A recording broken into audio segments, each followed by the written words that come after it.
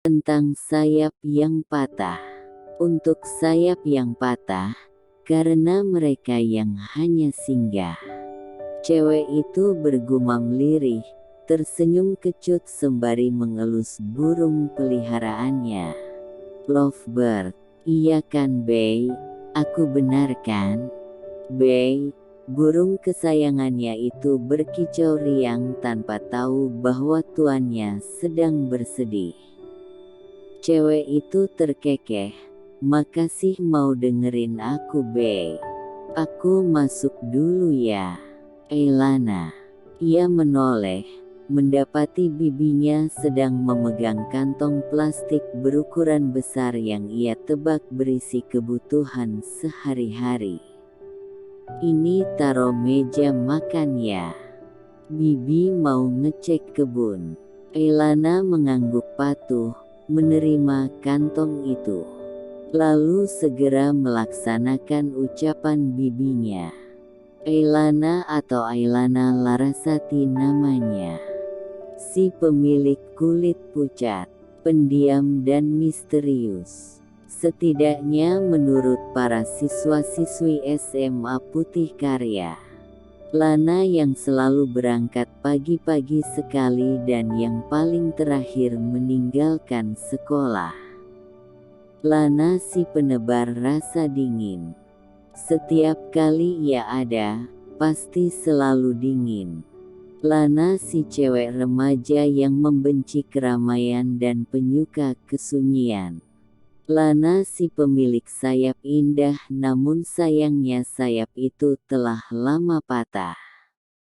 Itu kan Lana. Gue heran, makin hari dia makin aneh aja. Itu dia manusia bukan sih? Pucet banget gila. Tapi ya gue waktu itu kan abis ekstra jam 5 sore, nah gue denger suara nyanyi. Sumpah, suaranya enak banget. Terus, gue rasa Lana yang nyanyi. Emang lo tahu suaranya? Udah kayak orang bisu dia. Gak tahu kenapa gue yakin kalau itu dia sih. Ya, itulah kata sambutan jika Lana berjalan di koridor sekolah. Kurang kerjaan, batinnya berucap. Lana tetap berjalan santai dengan wajah khasnya, wajah pucat. Ia meringis lirih saat dahinya terbentur dinding koridor dan mengeluarkan darah. Lana menegakkan badan, menoleh ke belakang. Ia mendengus, melihat geng RELD Gong paling famous di sekolahnya. Emita yang bisa dibilang sang ketua, maju dan tersenyum miring. Membalikkan tubuh Lana secara paksa dan mendorongnya sampai terbentur dengan dinding koridor. Kali ini punggung. Lana nendesis, punggungku untung gak remuk. Halo Lana. Elo kenal gue? Emita berucap lembut yang membuat Lana bergidik. Merasa jijik, kok diem, lo bisu. Lana masih betah terdiam, tak menyahut. Hal itu membuat Emita geram sendiri. Tanpa aba-aba, dirinya mencengkram kuat dagu Lana. Kuku tajamnya menggores wajah gadis itu. Elo beneran bisu? Jawab. Salah satu teman, lebih tepatnya anak buah, Emita membentaknya. Namanya Lysia. Emita menggeleng, menatap Lysia dengan tatapan gue aja. Yang ditatap memutar bola mata tapi tetap menurut. Lana masih terdiam, belum mengucap sepatah kata pun. Ia hanya meringis perih saat Emita membuat badannya terbanting ke bawah. Emita mendongakkan kepala Lana, agar menatapnya. Ia berlutut lalu berucap penuh penekanan. Gak guna elo. Lana mengerang tertahan, Ia mencoba menggerakkan kaki kanannya pelan, namun yang ada ia malah kesakitan. Lana menatap punggung Emita dan antek-anteknya benci. Dan kembali menatap iba kondisi kakinya yang tadi diinjak keras dengan sengaja oleh geng Unfaedah itu. Lana mengernyit, ia mendongak. Menatap wajah seseorang, pemilik tangan yang terulur di depannya. Seorang lelaki berdiri di hadapannya, dengan tangan lain yang dimasukkan ke saku celana. Cool, ganteng. Dua kata itulah yang terlintas di pikiran Lana. Lana buru-buru menggeleng menyadari. Sadar bahwa si cewek kulit pucat tidak akan menerima sodoran tangannya, lelaki itu memegang tangan Lana, menggenggam dan menariknya.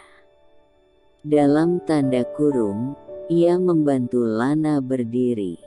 Lana sempat oleng, namun masih bisa mempertahankan kedudukannya. Tanpa berbicara, ia kembali menarik tangan Lana.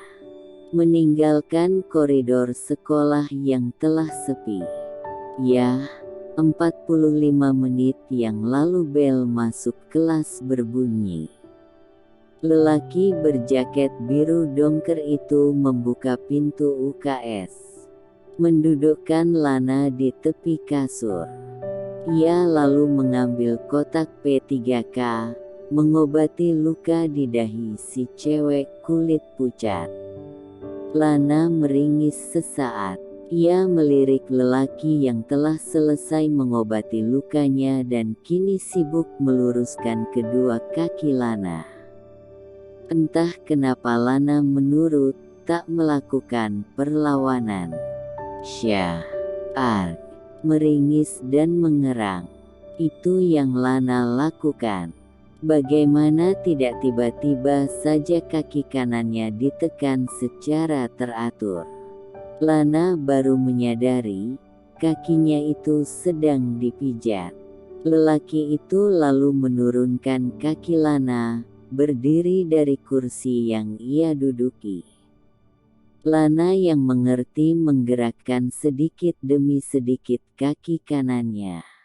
Menginjak lantai. Ia terperangah tak percaya. Berjingkrak-jingkrak. Wah, sembuh. Lelaki itu menggeleng, dalam hati tersenyum geli. Tapi ia tetap mempertahankan wajah datarnya. Menatap Lana, yang ditatap menyadari lalu mendongak mengucap kata, "Terima kasih," tanpa suara. Lelaki itu mengangguk paham. Mereka terdiam, membuat keheningan menyelimuti atmosfer. Lana akhirnya melangkah. Ia memang penyuka kesunyian tapi ia tak suka kecanggungan. Lelaki itu mengikuti dari belakang, tanpa berucap apapun. Sampai Lana tiba di depan kelasnya. 12 IPS 3. Lana menyempatkan menoleh ke belakang. Lelaki itu kemana? Lana memilih acuh, mengangkat bahu masuk ke dalam kelas. Meminta maaf karena terlambat sebab ia baru mengobati luka di UKS yang dibalas anggukan kepala oleh guru sejarah. Di matamu aku tak bermakna, tak menarik arti apa-apa, kau hanya inginkanku di saat kau perlu, tak pernah berubah serpihan hati ini ku peluk erat akan ku bawa sampai ku mati memendam rasa ini sendirian, ku tak tahu mengapa aku tak mampu melupakanmu. Kadang ingin ku tinggalkan semua pedih hati, menahan dusta di atas pedih ini aku sendiri, selalu sendiri. Di matamu aku tak bermakna, utopia, serpihan hati. Lana menekan tuts-tuts piano dengan piawai. Memainkan lagu favoritnya. Ia tersenyum kecut, mengingat tentang sayapnya yang telah patah, yang membuat ia seperti ini. Kisah dulu, kisah masa lalunya. Dulu sekali Lana merupakan seseorang yang pandai bergaul walau agak dingin dan pendiam. Ia memiliki keluarga yang harmonis dan sahabat setia. Namun kebahagiaannya tak bertahan lama. Keluarganya yang berkecimpung di dunia politik dituduh menganut keabadian, aliran sesat yang merajalela. Sahabatnya menjauhinya, takut terkena karma. Sedang orang tuanya menjadi korban kekejaman lawan politik sang papa. Dibunuh, dan raganya tak diketemukan. Hilang entah kemana. Lana histeris, ia merasa semua ini tak adil baginya.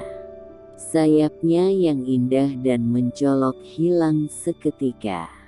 Patah sudah. Sekarang Lana tahu, sahabatnya itu hanya singgah, tak menetap. Begitu juga dengan orang lain, hanya mendekat saat butuh. Akhirnya Lana mengalah pada takdir. Ia menerima, kemudian pindah sekolah ke sekolah kini. Tinggal seatap dengan bibi dan pamannya. Setidaknya ia masih memiliki keluarga, tak hidup sebatang kara. Dan Lana yang memang pendiam dari lahir, makin pendiam saja. Ia juga menambah sikap anehnya. Misterius. Meski aku ini bukanlah seekor burung, namun aku tahu bagaimana rasanya jika sayap patah. Lana mengerjap, mengusap kasar pipinya, menghapus jejak air mata di sana. Lana beranjak, menyudahi permainan pianonya, meninggalkan ruang musik yang sunyi, bergegas pulang ke rumah sebelum menangis lagi. Namun Lana tak tahu, jika ada seseorang yang sedari tadi memperhatikannya. Seseorang itu tersenyum, bergumam, "Ai Lana." Seseorang itu, lelaki tadi pagi yang menolongnya. Disinilah Lana berada. Lapangan sekolah, dengan langit cerah dan awan putih. Lana menggigit bibir, gugup. Ia bahkan mengeluarkan keringat. Padahal terik mentari tak terlalu panas. Semua ini gara-gara Emita, ketua geng yang membulinya. Cewek dengan wajah kebule-bulean itu menantang Lana untuk menyanyi. Penuh pemaksaan. Alasannya sih untuk membuktikan bahwa Lana normal, tidak bisu maksudnya. Dan gilanya lagi, Lana ditantang menyanyi di tengah lapangan. Kebetulan semua siswa hari ini free class. Gimana? Elo siap? Lana hanya mengangguk. Ingat kalau lo gak bisa nyanyi lo tahu akibatnya. Emita tersenyum licik. Lana mendengus sebal. Aku gak bakal di sini kalau aku gak nyanyi. Lana memetik senar gitar, mulai memasuki intro lagu. Lagu yang mengisahkan tentang dirinya. Rasanya sunyi tak ada suara dalam diri, rasanya sepi tak ada nada dalam melodi bagi aku yang coba pahami walau ada ragu di hati. Sebaik lagu berhasil dilantunkan Lana dengan sempurna yang disambut tepukan tangan. Aku ingin terus bertahan dan mencoba bertahan menantang semua hal yang mungkin menakutkan. Lana menatap ke depan, ke arah lautan siswa-siswi yang juga menatapnya. Di sini aku, berdiri berharap dan berlari mengejar mimpi seindah pelangi karena ada hujan yang temani. Lana mencoba tersenyum walau kikuk namun tetap berhasil. Walau kini sayapku patah tapi itu tak masalah, walau kini sakitku kian bertambah mengucur darah makin parah. Ia menghela nafas sejenak, bersiap memasuki ref ini tentang semua aku kisah dan juga rahasia ini tentang bagaimana cara membasuh luka yang ada ini tentang sayap yang patah karena mereka yang ternyata hanya singgah. Oh, sayapku yang indah, sayapku telah patah. Lana tersenyum, menatap ke arah lelaki yang kemarin menolong dan mengobati lukanya. Lelaki berjaket biru dongker itu balas menatap, ikut tersenyum, dan mereka yang ternyata hanya singgah. Yeah, petikan gitar terakhir selesai. Terima kasih semua. Lana masih tersenyum, sangat manis.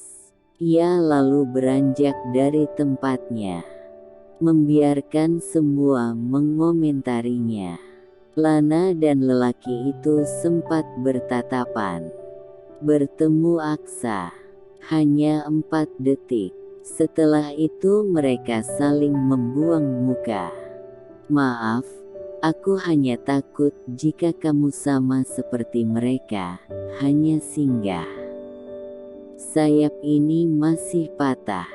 Tapi terima kasih untuk kamu, lelaki kemarin pagi yang menolongku di koridor sekolah.